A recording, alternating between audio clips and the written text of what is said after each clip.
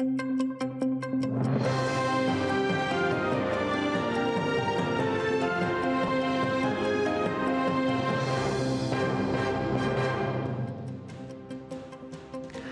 alaikum. Efirde Zaman fevralının 6'sı. Studiyada Elmaz Hasan çalışan. Kreml'ge boysunğan Xırım Yuxarı Mahkemesi bir kişilik davalarının şikayetlerine bakmakta. Neon vaxt kalmağanı için 3 şikayet arizasının bakılması bugünge kaldırıldı. Mehmet Lyumanov'un itirazı fevralının 20'ne avuşturuldu. Ayder İbrahimov'un şikayeti ise ret edildi. Keçken sene oktyabrının 14'te 100'den ziyade Kırım Tatarı, Kırım Tatarlar terörist değil gibi yazıvlı şarlarının bir kişilik narazılıklarga çıkan edi. İşgalci hakimiyet bunu kanunsuz miting olarak tanıdı. 80'den ziyade insan para cezasını aldı. Onlarının umumi miktarı 1 milyon rublege yetti. Заседание апелляционное по жалобе в отношении Ибрагимова Айдера закончилось. Суд оставил без изменений все жалобы. Практически все ходатайства были отклонены. По накатанной шьются просто дела на каждого. Ни на что не смотрят, не рассматриваются дело, не читают, они не знают вообще, что происходит. Есть задача. Задача наказать народ. Кремльге бойсунған Ахмезджитнің железнодорожный район махкемесі Узейр Абдулаевның омыр арқадашы Фера Абдулаеваның ішіні кене бақажақ. О махкеме векилеріне қаршы итираз білдіргенде қабатлана. Кечкен сене декабрінің 8-інде қадын ақайның махкемесіне кірежек олды. Ona рұқсет бермейіп мемори протокол тізділер. Мы не рассчитываем на то, что этот процесс будет объективным. Штраф там, в принципе, небольшой, но это не говорит о том, что мы не должны отстаивать свою точку зрения. На сегодняшний день все эти судебные процессы являются показательными и являются одним из механизмов прессы в отношении наших единоверцев и наших соотечественников в Крыму. Мы будем продолжать свою линию борьбы, свою линию ненасильственного сопротивления. Фера Абдулаеваның ахайы 2016 senesi oktyabrның 2'sinde evinde geçirilgen tentuvden son yakaladыlar. O Rusya'da yasaklanğan Hizbut Tahrir teşkilatında iştirak etmesinde kabatlana. Umumen sözde Ahmezcitli Hizbut Tahrir davasının 5 mabusu Timur Abdullayev, Uzeyir Abdullayev, Ayder Salidinov, Rustem İsmailov ve Emil Cemalidinov hapıske alındı.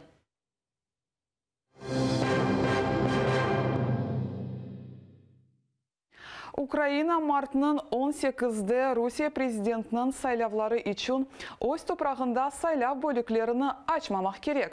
Böyle fikrini Milli Meclis Reisinin muavini Ilmi Umerov bildirdi. Resmi Kiyev Kırım işgali sebebinden bu saylavlarını tanımamak gerek.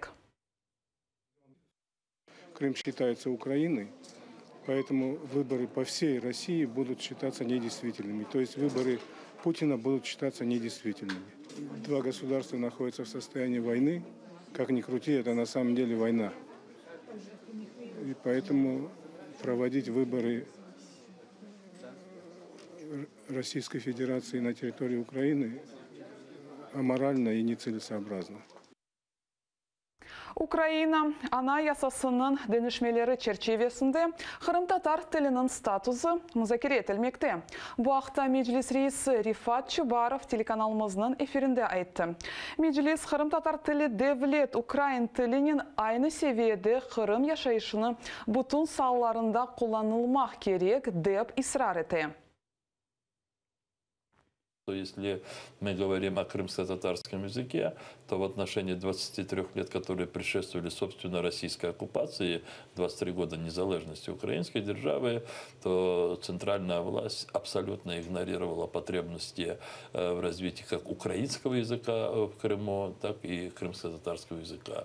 Теперь, в общем-то, как мне представляется, все поумнели, но мы утратили контроль над Крымом. Апрелінің бірінде Русияда аскерлікке чағырмаға башладжақлар. Мында Қырым да бар. Қырым ақ қорчалыжылар тақымның малюматларына көре кечкен сене Русия 5000 инсанны Қырымдан арби қызметке желп етті. Ишғалжы ордыға аскерлікке бармағанлар 25.000 рубле пара жазасын алacak ve еппір қызмет етмеге мечбур етілежектір. Русияда аскерлікке бармамақ үшін не yapmalı ve ақ қорчалыжыларның tefsileri hakkında Виктория Аблязова tarif eder. O 22 yaşında birkaç yıl devamında o Kiev'de yaşay, öz adını yaş yigit bildirmemege rica etti. Çünkü onun ana babası işgal etilgen Kırım'da yaşay. O Ali Okuf yurtlarında tahsil alan. Eğer okuş olmazsa Rusya ordusunda hizmet etmege mecbur olacak. У меня знакомые, соответственно, пошли служить в армию, абсолютно от безвыходности. Я не вижу в этом предательства или еще что-то, потому что людей, это вынуждено было, это вынудили их. Genç yigit aytkanına göre Rusya ordusundan 150.000 ruble berip kurtulmağa mümkün. 2 yıldan son o kışını bitire. Lakin kaytmağa gerek mi yok mu bilmi. Çünkü Rusya kanunlarına göre 27 yaşına kadar askerlikке celp edebilir. Вообще, думаю, где-то, в это время провести, но не в Крыму, пережить до 27, до призывного возраста. Там дальше уже посмотрим. Крым СОС координаторының muavini Евгения Андренюк айта ки, халқара ақ құқыларына көре, Қырым Русия işgal etken территория ve Қырымлылар Русия ордусында қызмет etmege mecbur değil. Bundan da gayrı işgalciler халқара kaydelerine emniyet berme. Bu al yaşlarını yarım adanı terk etmege mecbur ete. Da bir imkan dini itihat sebebinden alternatif hizmetini seçmektir. Lakin bu işgalcinin askerlikке celp etuvini kabul etuvidir. В целом есть отдельная там история в России от таких отказов, но отказы в России это не отказы на оккупированной территории, и поэтому, наверное, любой случай, любой человек, который будет готов на это идти, это будет первый случай, который будет сопровождаться и адвокатами, и правозащитными организациями, чтобы как можно лучше обеспечить здесь юридическую защиту. Қырым Мұхтар Жемхуриетінің прокуратурасы işgalcilerinin Қырымлыларының арби қызметлеріне желп етуі ақында делилер топлай. Bu delillerini Ukrayna Gaaga'da OON Халқара Mahkemesinde Русияге қаршы давасында теслим етежектір. Оперативним шляхом нами наразі здобуто ряд таких повісток. Проводиться допити свідків. Санкція статті передбачає позбавлення волі на строк від 8 до 12 років. У разі смерті особи при цьому злочині від 12 до довічного ув'язнення. Meclis reisi Rifat Çubarov ayta ki, Kırım Tatarlar Kırım'da yaşamak için Rusya ordusuna barmamak gerek. Bundan da yaxşısı Ukrayna asıl topraklarına tahsil alıvıdır. Ми знаємо, що там відбувається в російській армії.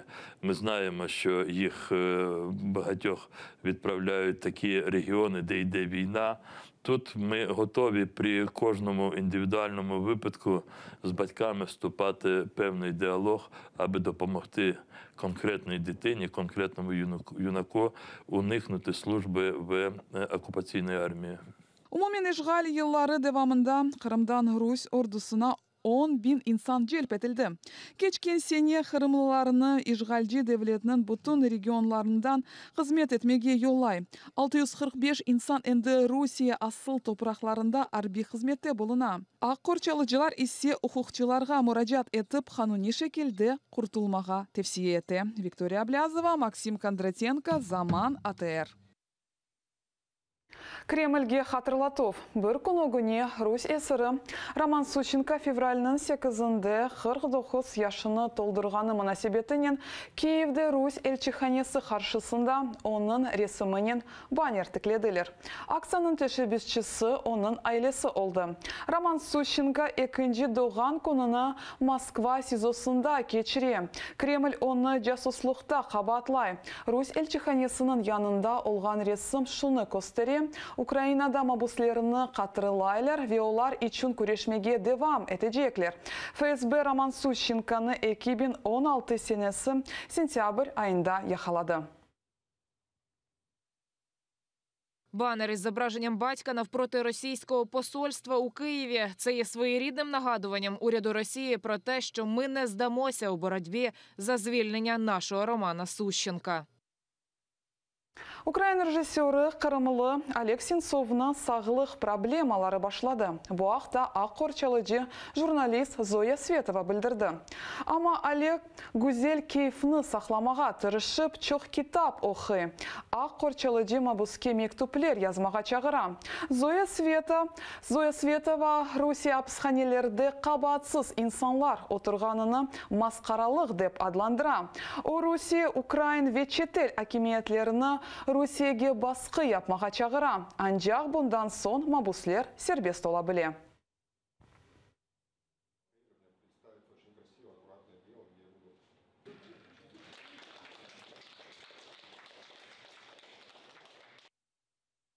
У него проблемы-то со здоровьем с самого детства тянутся. Вот, поэтому там просто обострение по сердцу, по всему.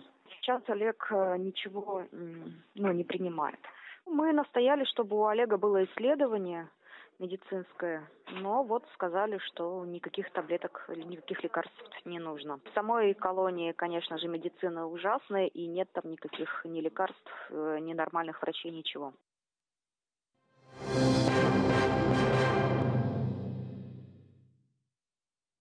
Suriye'de химияви уджум месулеті Русияге айт. Bu ақында Америка Бірлешкен Devletlerinin департаменті білдіре.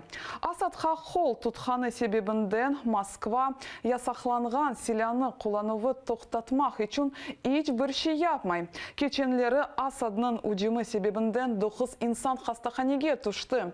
Шархи Гуттада январының sonunda химияви malzemeler қоланылғаны үшін 20 insan elak oldu. Çatışık devamında Birleşken Milletler'in ekspertleri bildirgene göre 160'tan ziyade химияви ucum yapıldı. Onlar 1,5 binden ziyade insanı öldürdü. 15 binge yakın insan zarar gördü. Росія, зрештою, несе відповідальність за жертви у Східній Гуті та за безліч інших жертв хімічної зброї в Сирії з того часу, як Росія приєдналася до військових дій. Захищаючи сирійський режим від відповідальності, Росія не виконує свої зобов'язання. Застосування хімічної зброї всіма сторонами у Сирії слід однозначно припинити.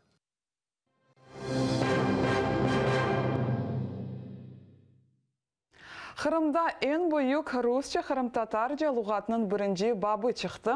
Onun müellifi Kırım-Tatar leksiografı Siran Useynov'dır. Lügat A harifinden başlap D harifine kadar 50.000 sözden ibarettir. Her bir sözde ayrı mahalege atıf bardır. Siran Useynov lügat için 50 yıl devamında malumatlar topladı. Müellif emin ki onun işi Kırım-Tatar tilini saklamak ve canlandırmak için büyük yardım getirecektir. Lügatının 300 nusxası Siran Hoca'nın şahsi parasına basıldı. Gelecek nusxaları ise öz növbetini beklemekte. Her milletinin öz tili var. Tili olmayan millet yok. Biz eğer tilimizi joysak, biz de milletler sırasından silineceğiz. Özümüzün yüzümüz olmayacak. Son vatan lafı etmeye, halk lafı etmeye şey yok. Asimilasyon.